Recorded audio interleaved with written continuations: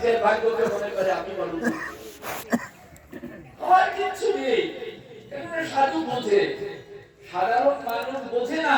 সে মনে করে কি আমার ঘর আছে, বাড়ি আছে, স্বামী আছে, স্ত্রী আছে, বন্ধু বান্ধব আছে, টাকা পয়সা আছে, ব্যাংক ব্যালেন্স আছে, গাড়ি আছে, ব্যবসা আছে, চাকরি আছে, আমার অনেক কিছু আছে।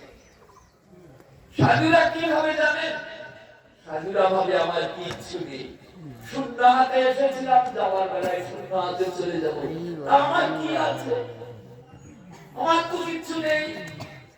ওইগুলি নিয়ে আমি বৃথা জীবনের বেলাটা নষ্ট করতে এসেছি, না হরিভজন করে দুঃখময় সংসার কি করতে এসেছি? সাধু এই প্রকার চিন্তা করে কিছুতে লিপ্ত হন না। তিনি তার সেবা, পূজা, স্মরণ, মনন, গুণকীর্তন, নিষ্ঠায় একাদশী ব্রত প্রতিপালন, মানে যা তার জীবনের একমাত্র অবলম্বন হওয়া উচিত, তিনি সেটিকে আরো বেশি করে আঁকড়ে ধরেন। আর এই যেগুলি সাধারণ ব্যক্তিগণ গ্রাহ্য বলে গ্রহণ করে, সেগুলিকে তিনি ত্যাগ করতে চেষ্টা করেন। আজকে এটা ছাড়ে, কালকে ওটা পরিত্যাগ করে, কালকে ওটা পরিত্যাগ করে। এটা সাধু ব্যক্তিগণ তেমনি করে এগিয়ে চলে।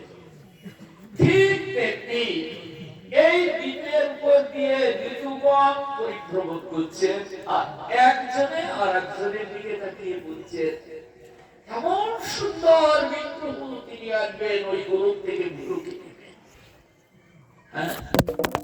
গোলক থেকে ভুলো কিনে নিয়ে আসবেন এমন যার কথা শ্রবণ করেছি, জগৎ হবে ধন্য। যার কথা শ্রবণ করেছি তিনি এলে জগৎ হবে ধন্য। কিন্তু কে পাবে তাকে? কে পাবে?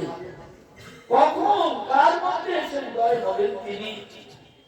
তখন গ্রীষ্ম চিন্তা করছে, যিনি আসবেন তিনি অত্যন্ত সুকোমল, অত্যন্ত সুন্দর। তিনি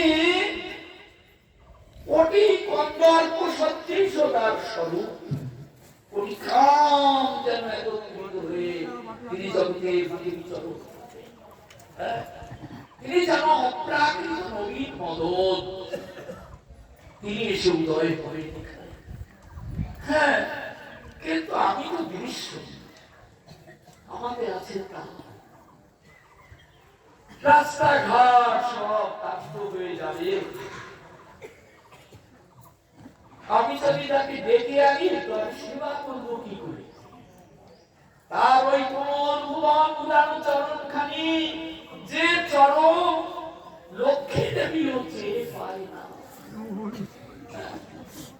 লক্ষ্মী দেবীও পায় না যে চরণ, সেই চরণ আমি জগতে বুকে এনে এই রৌদ্রের তাপে পোড়াবো, রৌদ্রের তাপে প্রস্তুত হবে। তাকে পেতে আমার সাহস হয় না, আমার ভাগ্যে গ্রীষ্মের পরে এলো বর্ষা ঋতু, কিন্তু এরা মূর্তিমন্ত, এরা মূর্তিমন্ত, এরা কথা বলছে। হ্যাঁ,